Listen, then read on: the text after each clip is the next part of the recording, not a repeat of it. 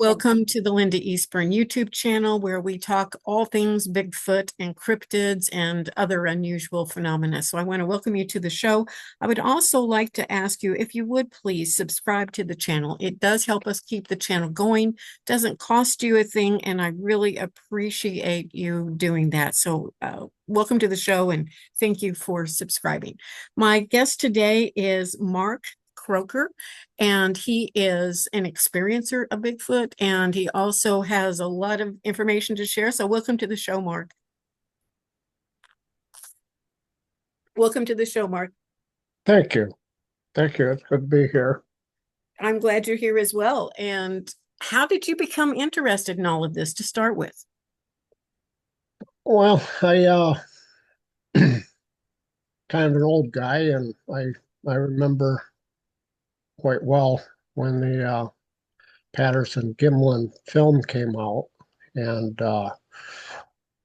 I think I must have been about 12 then, uh, and and I was hooked, I guess. Uh, I wasn't a disbeliever. You know, I was on the fence, I guess you would say. Um, I hoped it would be real, could be real. And being a country boy, uh, growing up uh, hunting squirrels and rabbits and bullfrogs, and I was in the woods quite a lot.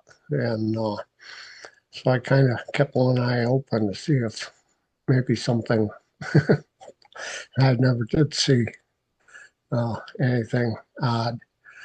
Uh, as time went on, I became a young man, 17 or so. Uh, I was I was with a friend of mine. Uh, his name's Eddie. We were cruising along in the evening, dark, uh, back roads, listening to 8-track tapes, and did a lot of that back then. And this, I hesitate to call it a creature these days. This being came across the road in front of us at the extent of the headlights on the vehicle. Uh, what I vividly saw and what really caught my attention was it was dragging a large dog by the tail. It appeared to be a collie dog, an orange and white dog, and and I could see a hand around the tail and legs. The rest of it was out of the headlight shot. Uh, we we were pretty surprised. Neither one of us wanted to tell anybody uh, what we saw or thought we saw, and I know I didn't tell anybody for a number of years. I I did finally tell my brother about it once. Well, at that time, and this was probably 1973 or 4, uh, is when all the hubbub was going on in southwestern Pennsylvania with UFO sightings and Bigfoot sightings, and there were researchers in the area. Uh, and that summer, uh, myself and several of my peers would hear these howling screams at night, and we just figured that must be what these guys are looking for. Uh, and we never really uh, put a whole lot of weight on it beyond the fact that, yeah, there's something going on. And, we were young and dumb, as they say, and didn't really weren't super interested in it. However, by then I was, you know, believing that these things were around. Um, So you actually caught a Bigfoot snatching a dog or having a dog by the tail and dragging it off? it was either a Bigfoot or a super large linebacker. Uh, I I could not. Uh, Probably if I was more directed my vision upward rather than what's that dog doing getting drugged across the road by this thing, I may have been able to see more of this figure. It was huge. It was very very big, um, and I don't know if he had his high beams on or low beams. I suspect it was his low beams because the the dog was lit up. You could very clearly see it with a hand around its, black arm hanging onto this dog's tail, and and so it was a pretty rural area. Uh, they went from one side of the road to the other. Yeah, I wouldn't want to speculate how far away it was, but however far we could see it in the headlights. It's just about as far as the headlights would reach. Um, and we didn't stop. We just kept going. Um, and that was the first of a number of experiences that I've had through the decades. When that experience happened, did the two of you discuss that at all right after it happened? Uh, I think we might have said something like, what was that? Uh, did you see what I saw? Type thing. Um, and neither one of us really wanted to. I don't know if we didn't want to believe it or we didn't want to. I know I didn't want to tell a bunch of people what we saw. Lock me up in the cuckoo nest. So it just we kind of let it go. We were friends for a number of years after that, and it was just one of them things that guys experience that is in your back of your mind. Uh, we didn't we didn't make any reports or anything like that, if that's what you mean. Uh, Did it register to you that what you had actually witnessed was a Bigfoot? Was that clear enough to you to at, register? at at that time, I really wasn't thinking Bigfoot at that moment. However, it was that summer that all this high strangeness was going on in the area. Uh, but that a lot of it went down at like Chestnut Ridge, which is probably as the crow flies less than 50 miles from where we were. Uh, and and there were uh, teams of researchers right in the area I lived in, uh, exploring some of these. There's a lot of coal mines that had defunct coal mines and uh, railroad tunnels and such. And there were it was well known. Well, I don't know how well known, but amongst my circle of friends, it was known that there were people searching for Bigfoot. Uh, and that was that summer that Eddie and I seen that thing getting drugged across the road by a very large being. Uh, and I guess I surmised that, yeah, that could very well have been what they're looking for. In fact, a couple of buddies of mine and that we decided, hey, we're gonna go find this thing, and we went in a couple of tunnels that were uh, all but blocked off. You have to climb up all the rubble and a little bit on top and back down and look around. And we never really saw anything besides bats. Two bats in there, but uh, and I want to say it was probably 74, 1974, when that occurred. And I never really gave it a whole lot of thought after that summer.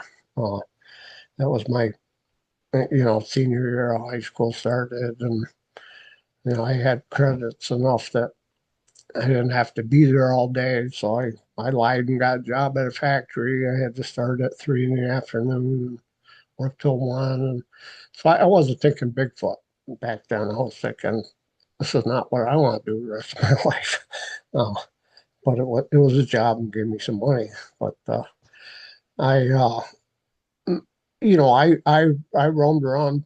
Uh, I had a horse when I was young and would ride the uh, gas pipelines and various trails that shoot off of there. There was a lot back then. It was quite wooded and uh, mountainous area that uh, I love to do that. And I ran a trap line up with my horse. It was almost 10 miles one way and then back again. So you got to check them at least once a day. Uh, and so I was out there a lot, and I never did see anything crazy, back then. Uh, since then, I've had some things that uh, some might call crazy. Uh, Did I've you ever have any further Bigfoot encounters of any sort? yes, uh, I've had. I can relate if you want to go chronological order. I guess uh, in 2007. So that's, 20 years or longer than that. Uh, I had a fishing camp.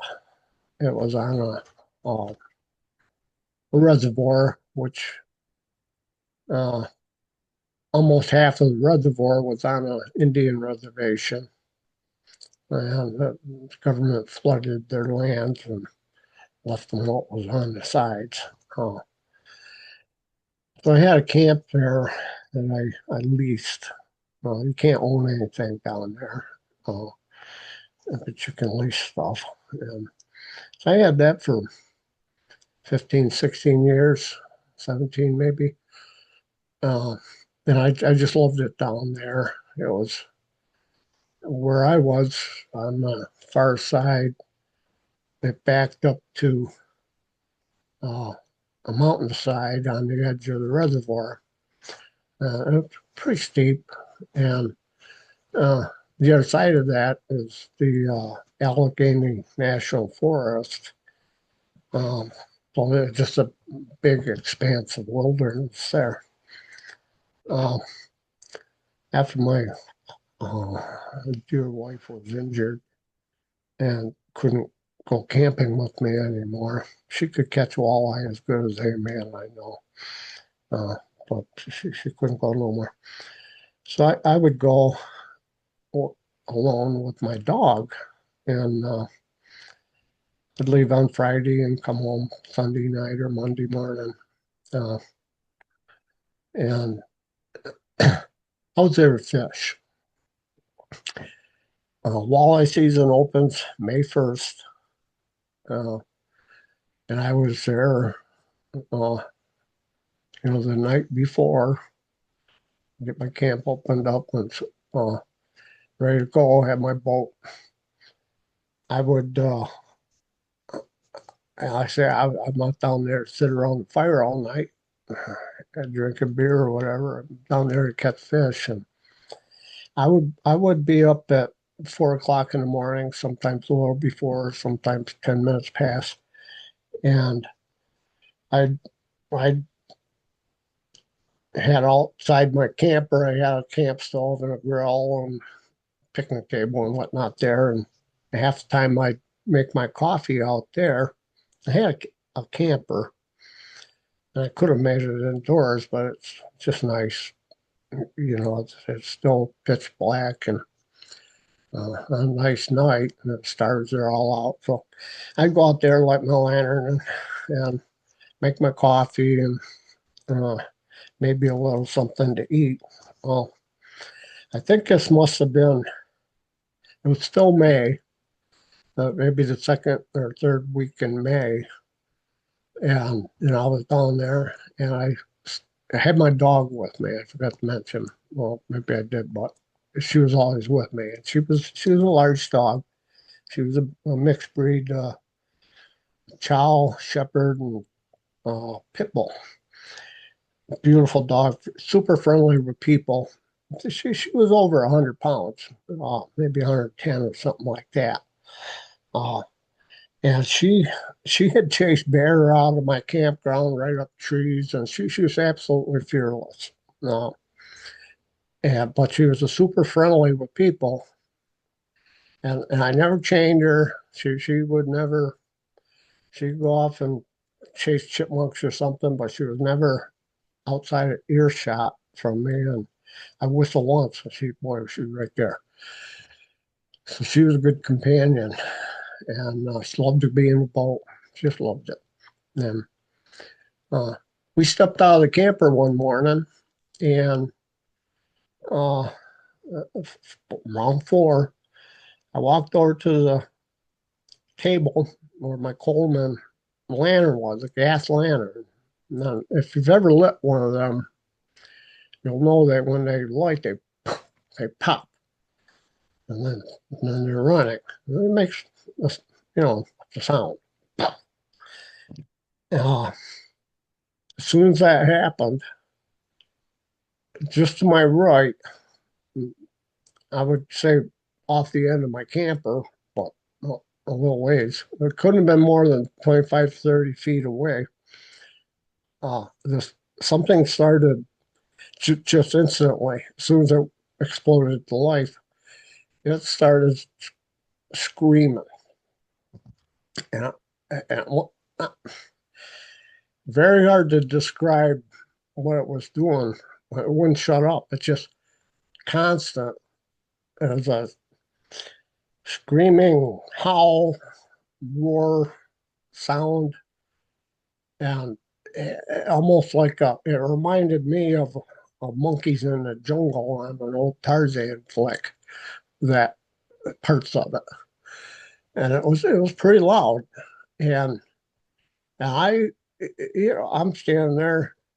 Well, I instantly turned that direction and look and see it was outside the circle of light, and all I could make out, and I'm staring at this thing, the direction of the sound, which was coming about as high as I am. I mean, if it was on the ground, I would have been looking down there. It was up here, and it just constant to it, screaming and howling, uh, and I'm trying to see what the heck this is, and I couldn't make out anything other than blacker shape. Didn't really have much definition than what was black all around it. It was just a darker spot, and it was screaming at me. And I don't know how long I stood there trying to determine what it was, uh, but it was a while.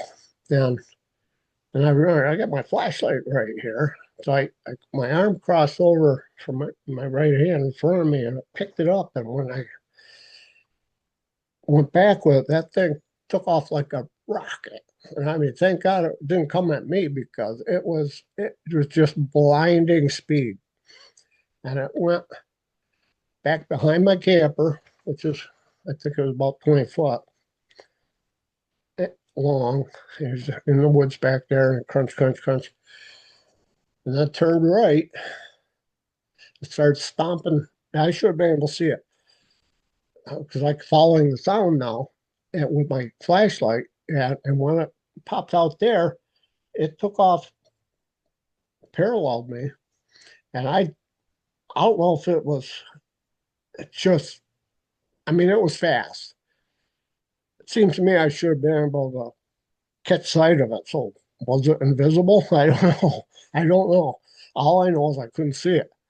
And I could hear it. And I jumped over the bank, maybe about 5 foot down to the dirt access road and padded off that way. And it was absolutely on 2 feet, whatever this thing was. And I have an idea what it was. Well, but I didn't see it. I I experienced it for the whole thing probably lasted easily 2.5, 3 minutes. Well, most of that time it was in front of me screaming at me. And and then I'm like, well, that's when I noticed Keisha, my dog, was in between my two legs, just shaking like a bowl of jelly.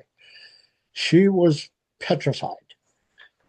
And I had that creeped me out because I know I've never seen her like that. I've seen her rip raccoons right in a bunch of pieces, chase bears up trees. I don't know if you know much about woodchucks, but they can be vicious. She's battled with 35-pound woodchucks in one. She was a quivering mass of fear in between my legs. Um, that that creeped me right out. Seeing her like that. And it was still probably, we probably still had an hour before daylight. And I figured I'm just going to make my breakfast indoors this morning. And that's what I did. And all the time I've been down there, that's the only thing I experienced other than I have experienced orbs on the water and stuff like that. Uh, it's a very spiritual place. Uh, I've experienced that many times, but that thing screaming at me, uh, and that was in 2007 in May. And whether or not it's related, I don't know. Uh, that following fall uh, is when the Jacobs photos were captured in the Allegheny National Forest, which is a huge area. I mean, it's tens of thousands of acres. Exactly where they were taken, who knows? But that was from May to I think those were captured in October-ish uh, by somebody fixing to go deer hunting there. Put these cameras up and caught these series of photos, and some of them were obviously bear, and there were deer, and there were uh, one one in particular is suspect, and lots of people say that was a juvenile Bigfoot uh, captured in that one frame. Uh, I don't know. I like to think it was, uh, but I don't know if that was had any correlation between what was in my camp that spring. Now, mind you, I know that there are things out there that'll make noises that you would just swear was you know, straight from the depths of hell. Uh, there's mountain lions. When they get the ball in, you swear it was a woman screaming her bloody head off. Uh, Fisher cats, I've heard them several times when they're chewing something up. They are crazy sounding. It wasn't that. Uh, bears will huff and grunt and growl sometimes. It's nothing like that. This sound that was being projected toward me. So and of course, I was back the next weekend. I, I stayed all that weekend and was there. Yeah, uh, I'm not going to get scared off of my very best fishing the first 3 to 5 weeks of the season. And then you might as well just stay home and plant your garden, right? No. Did you ever think to look in that area for like footprints or any of the signs of Bigfoot at all? Well, um, I have hiked around there. There's been a ton of sightings in that area through the years, a lot. Uh, and I I've hiked some of the old there used to be settlements back there back 100 years 150 years ago that are long since abandoned. uh the trackways are still there, and I've done quite a little bit of hiking around there, and never really uh saw any tracks there or anything like that, and I wasn't really looking, I guess. But I mean, I'm always aware. I'm looking for deer or turkey or something. Uh, so it's not like I'm just stumbling around. Uh,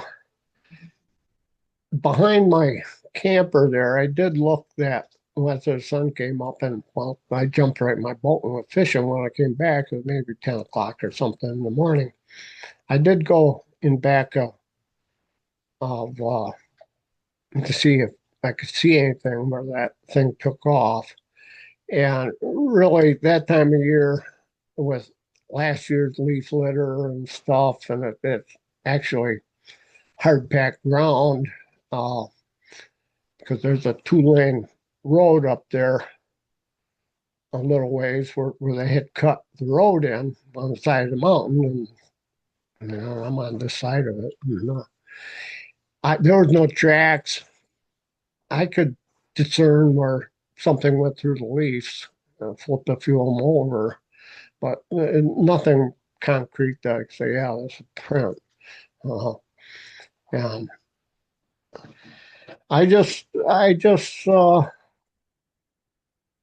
maybe I'm weird. I, I wasn't scared. Well, that initial thing with my dog, that creeped me out. She Dogs sometimes know better than we do about dangerous things, but and she never had no lasting. After we got in the boat, she was right back to her happy self, uh, uh, and so was I. Uh, I you know, that was 2007. I had the campsite for almost 10 more years, and I I never had that happen again. Uh, I'll tell you, when uh, at that hour of the morning, 3:30, 4 o'clock, and you come out and everything is just beautiful. The lake is like glass, and there's some and the history of the area.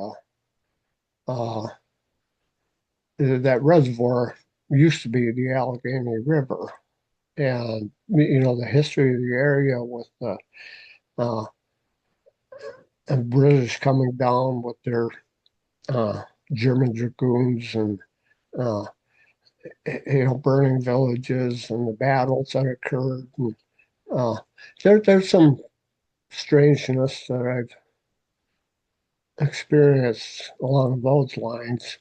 And being a history buff, nothing scary, nothing, but just uh, almost calming, I guess, or uh, it's hard to explain.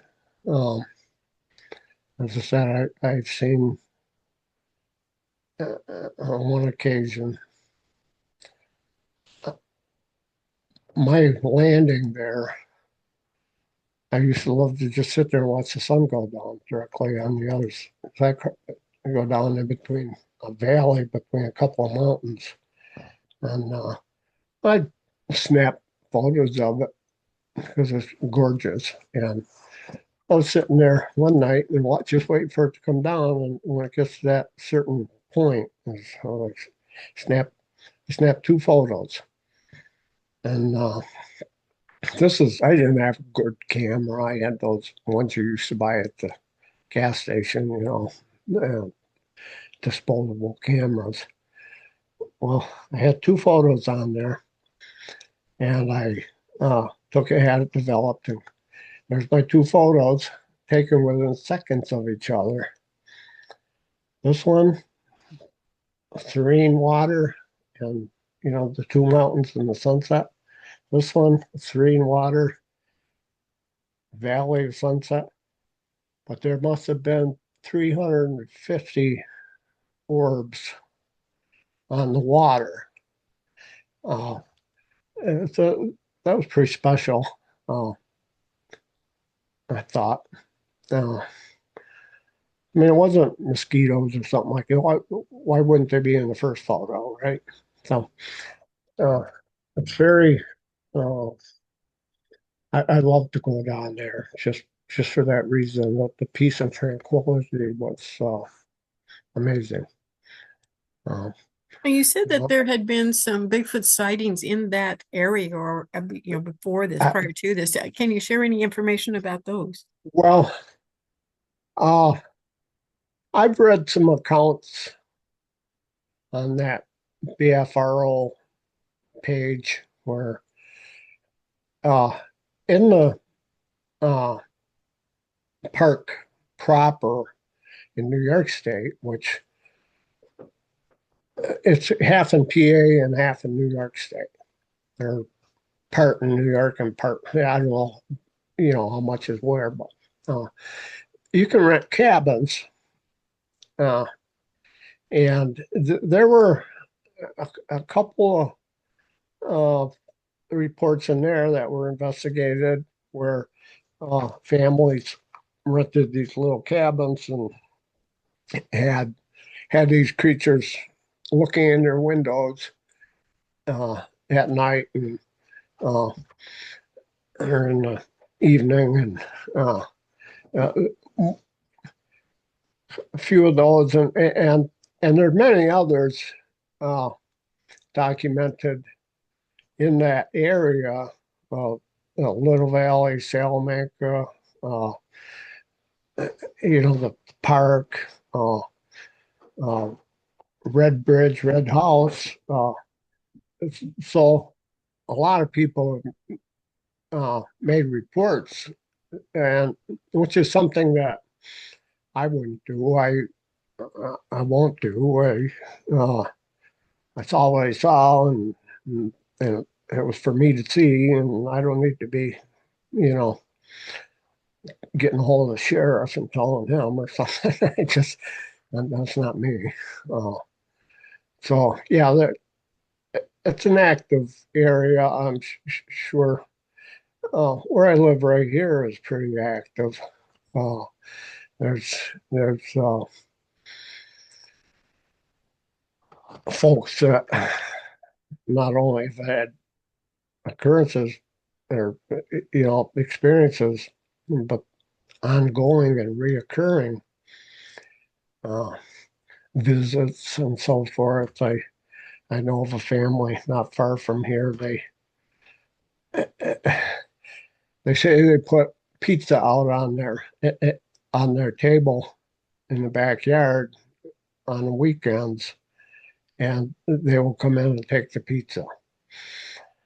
Uh, I personally have uh,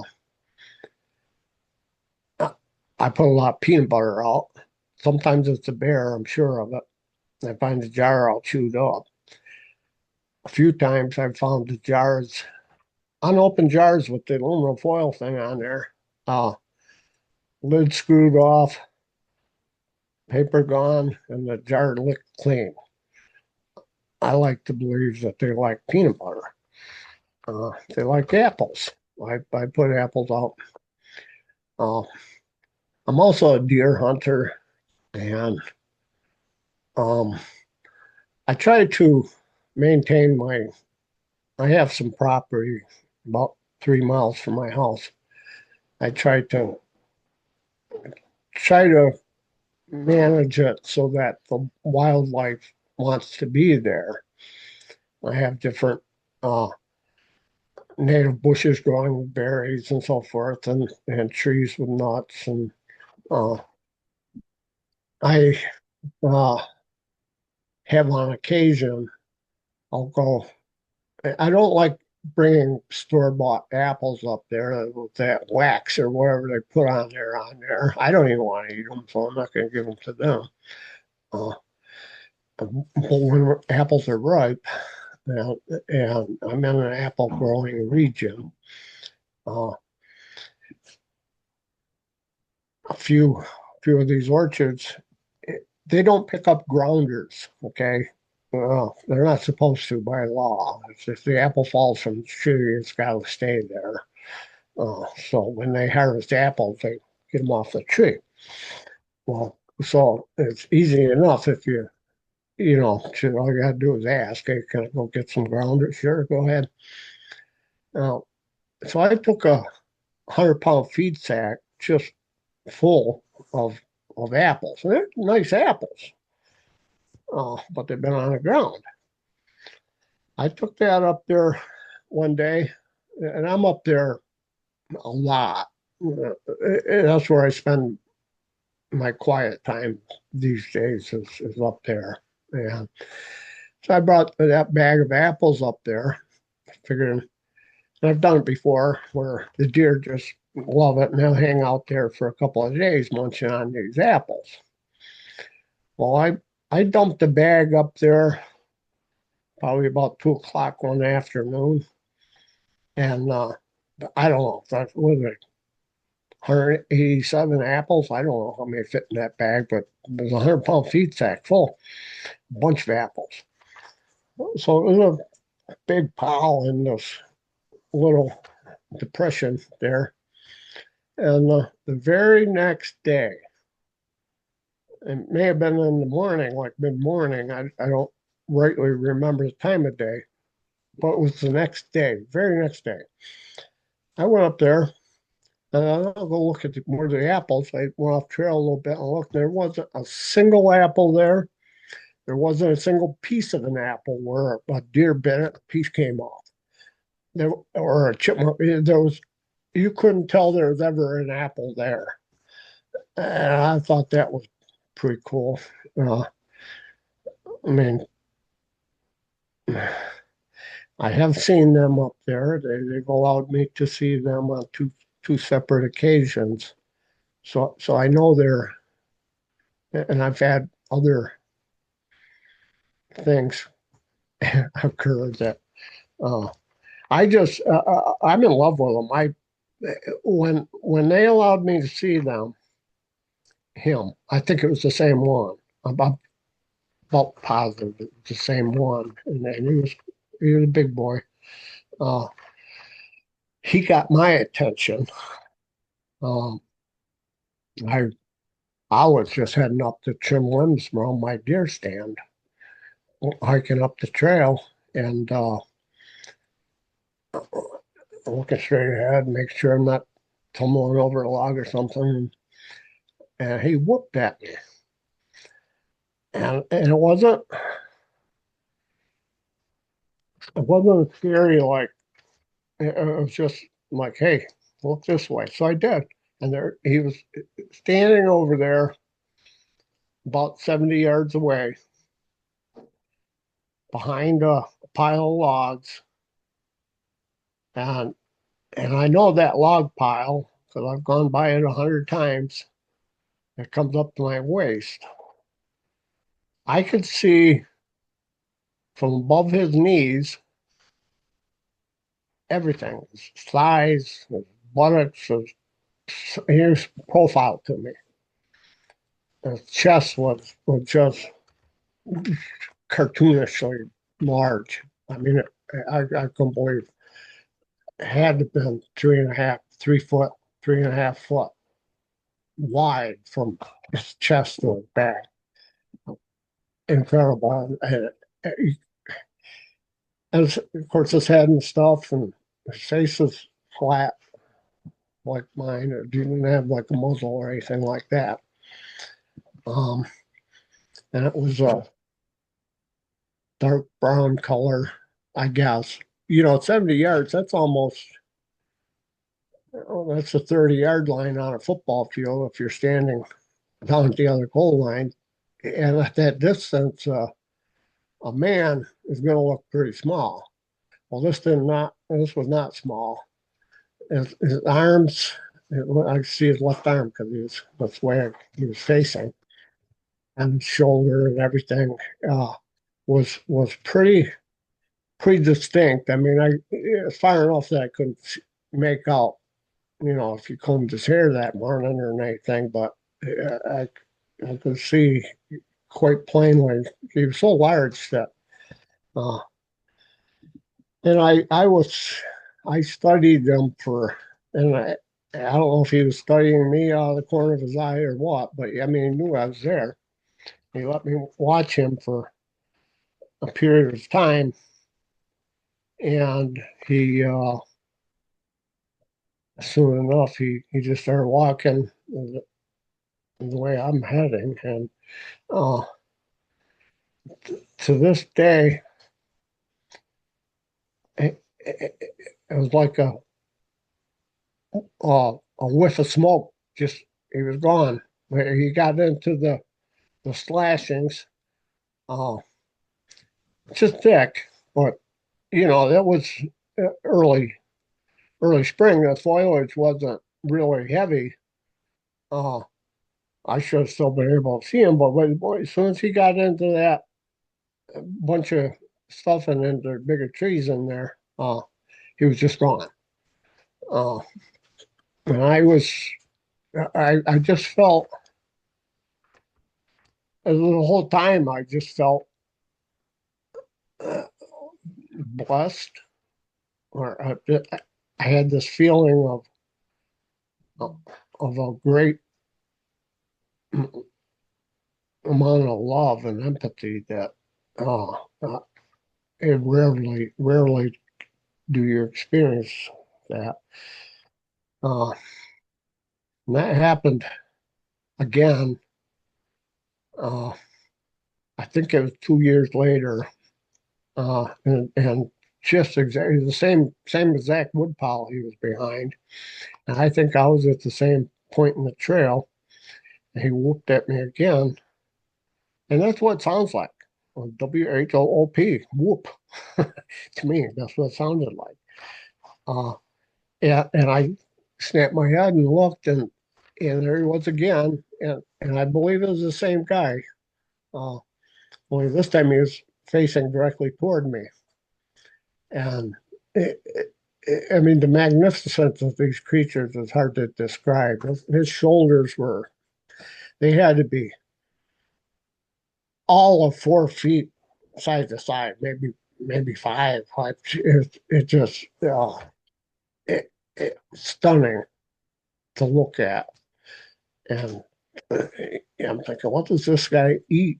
How do you keep a body like that fed? Uh, and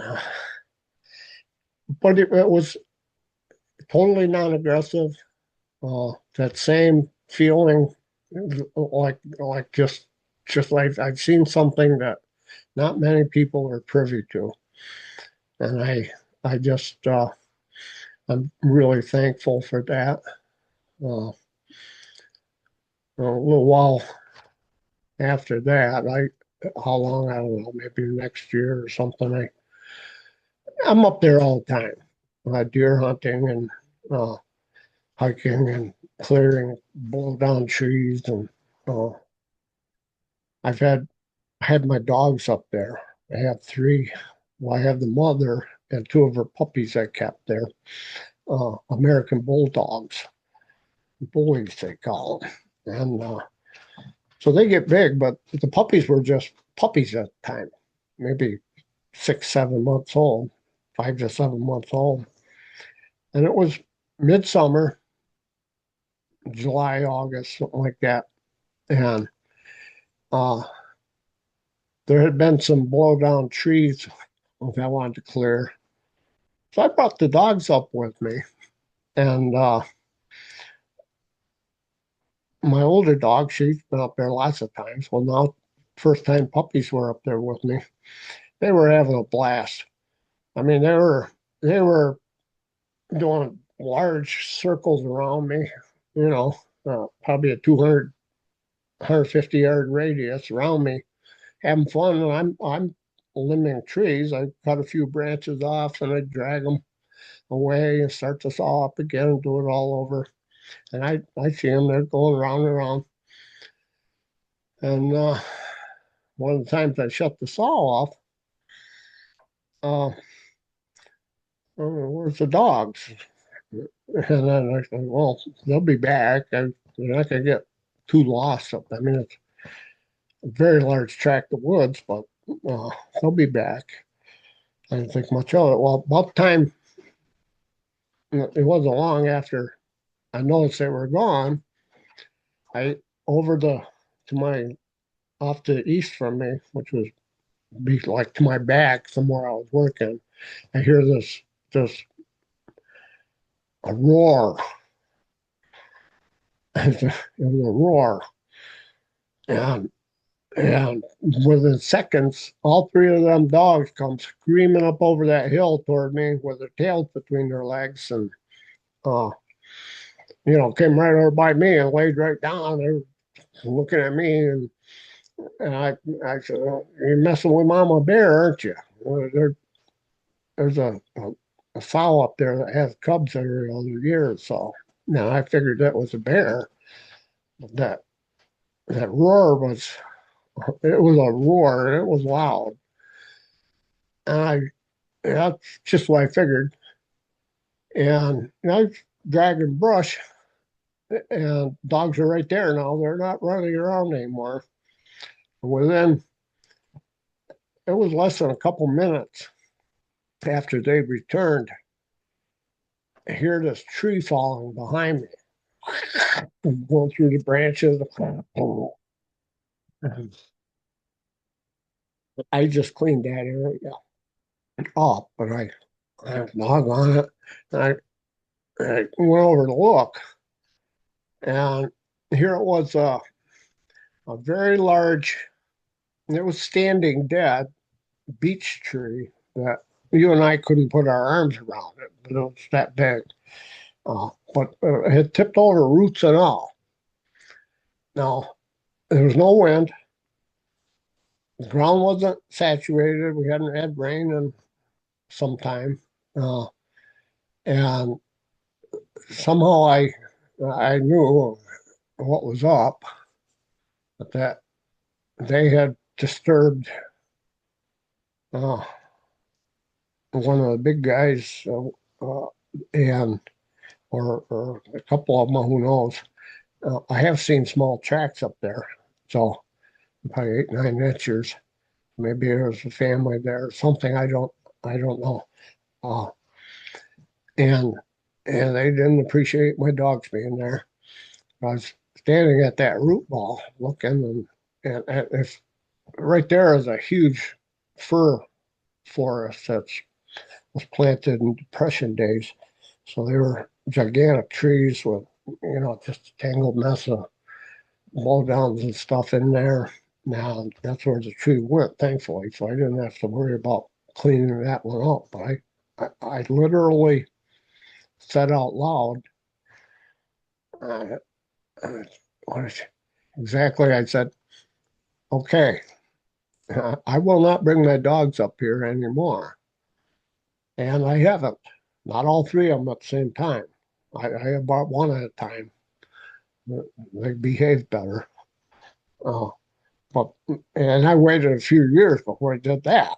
Uh, but you got to uh, respect them, and I do. I don't try to take their pictures, or I'm not up there banging on trees, and uh, they they don't live right there on my little piece of property, but you know, they may live at approximately 14 square miles of nothing but woods uh, surrounding me there. And a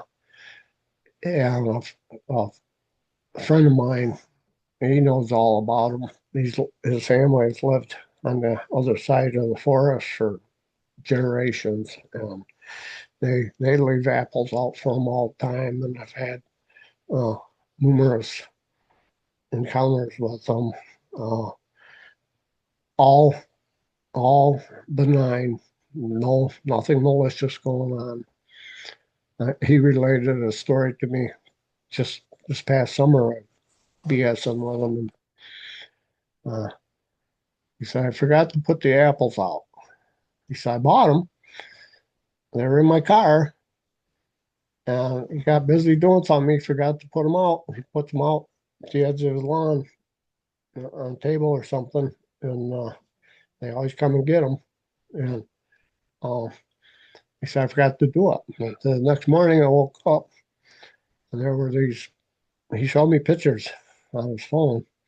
These greasy, oily handprints on the window of his car because there was the apples right in there. And it doesn't tell me no prints appeared to be like that on the side of the window, just big oily handprints. I thought that was kind of cool, but I've had a few other uh, pretty interesting things happen up there. One morning, at, it wasn't the sun wasn't up yet, but I was getting up, so you could see it was still everything was gray, and I was on my four wheeler. I pull a tandem axle cart behind it with my chainsaw and stuff in there, and I was cutting a new trail down the east side of the property, and I had just started it not long before then, so uh, I'm motoring up there and pre-dawn, just starting to get light. I get all the way up to the edge of that fir forest, which is where my property line is, and I shut the machine off, and I hear these knocks. There were loud knocks. There's one over here, one over there, one in front of me, one off to the left of him, and uh, just knock, knock, knock, knock, and they were each knock sounded like it was coming a little closer, and I'm listening to it, and by then, I had these other. I said, well, I don't know what they're doing, driving deer or what. In retrospect, I'm thinking I can hear those guys. And they're making all this noise. And there are a lot of deer up there. Were they driving deer? And was there another uh, big guy or two near me, right where I shut my machine off, waiting for the deer? I don't know. Uh, I just thought of that recently because I replay this stuff in my mind on occasion. And so I'm like, sorry I disturbed you, but I got work to do. And I grabbed my saw and my axe and I took off to my left, which is in an easterly direction to I don't know, probably 60, 70 yards that way to that property line. And I had a trail cut already.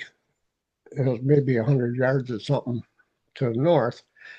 And so I went down, now I'm over that low hill, and I got to where I had stopped the last time I was there. And I could still hear the knocking going on the whole time I'm walking. And I get down there, and I'm thinking, well, what are they going to do? It sounded to me like all the knocking, it kind of converged on where my machine was, where I had left it. what it sounded like. I couldn't see it, of course, because I'm quite a ways away now over a hill, but I could still hear that pounding. And I, yeah, I think, well, so I figured, I don't know if they're going to come down this way or not. I said, but I'm going to make some noise. So I fired up my chainsaw and just started working, making a lot of noise. And nothing, nothing else occurred there. At the end of my workday up there, I hiked back up to my machine, and there it was. There was nothing wrong with it. Nothing damaged, or wasn't flipped over. You know, they didn't touch a thing. Uh, so that was, and I just smile anymore when I have those occurrences. I've, I, I respect them greatly. I don't want to be bothering them. Uh, you know, I really truly do feel blessed that they've allowed me to see them, or that one did. And I'm pretty sure it was the same one. Uh, Yeah, that's and pretty rare. That's rare that they do that, and they must have felt really comfortable with you. well, at that by that time that he had shown himself to me, I I had owned that property for uh, probably almost 10 years, and when I first purchased it, it had been timbered, and I mean there were a lot of trees left, but they took all real big money trees out, the hickory, the large ash when before they died off. But you know, any tree that was worth anything, or the most money they took, and uh, left a mess. And I mean, it was a mess. It's just treetops everywhere. Yeah, it was very. You couldn't hardly walk through there without climbing over another top. And so I started at the beginning, and uh, and just literally where I could park my truck, right there, just start sawing away and eating my way in there. So it took me 3 years to get all that cleaned up, all the dead tops all cleaned up, and I sold all the firewood and I stacked all the brush uh, and none I was up there planting trees and picking berries and stuff like that. So I was up there or just hiking. I would get home from work and grab the dog and we'd run up there and hike around. And by then I had uh, matrix of trails so that I could have a nice little hike for the night before I went home and ate my dinner. And so I think, yeah, they were always, hunting season. Oh my goodness, I was up there. Uh, if I still had tags, I was up there. Yeah. Uh, I had a couple tree stands and stuff. And, uh, so yeah, I think they become accustomed to or familiar. Uh, Yeah, I think they do. That's the way I understand that if you're in an area a lot and they begin to trust that you're not going to be trying to harm them in any way, that they yeah, begin to be really familiar with you, and then they are more inclined to allow you to see them. I I think you're spot on with that. Uh, and I how they do it, I don't know. They I think they can read your heart, and and they know if somebody's coming in there with high powered weapons looking to do them harm. They're not going to see it. You won't see them. Uh, I've walked through there, uh, with my rifle during deer season, at quarter after 5 in the morning, dark in an armpit out there at that hour and that time of year, uh, and had uh, what I believe was them, uh, whether they're sleeping in these big brush piles that I constructed when I was cleaning the place up are just hanging out near there. Uh, this happened to me on two different occasions. If you're walking up the trail and and they all of a sudden you hear an owl hoot, but it's a bellowing hoot. It's not like a hoot hoot. It's like hoot hoot. And just one hoot, not hoot hoot, but a hoot, really loud. Many different sounds they make, that's for Yeah, certain. Mark, we're going to have to end the interview, but I so appreciate you sharing all this information. And it's always good to hear of a positive experience that people have had with the Bigfoot community and have grown acquainted with some in a way that doesn't seem intimidating or difficult, even though your dog might say something different. well, this some of these crazy videos on YouTube and stuff where they're bloodthirsty. That's so far from the truth. Uh, any even people. I mean, when my kids were young and this and that, if somebody busted in my house, you better be prepared to meet Jesus, okay? And I think it's the same way with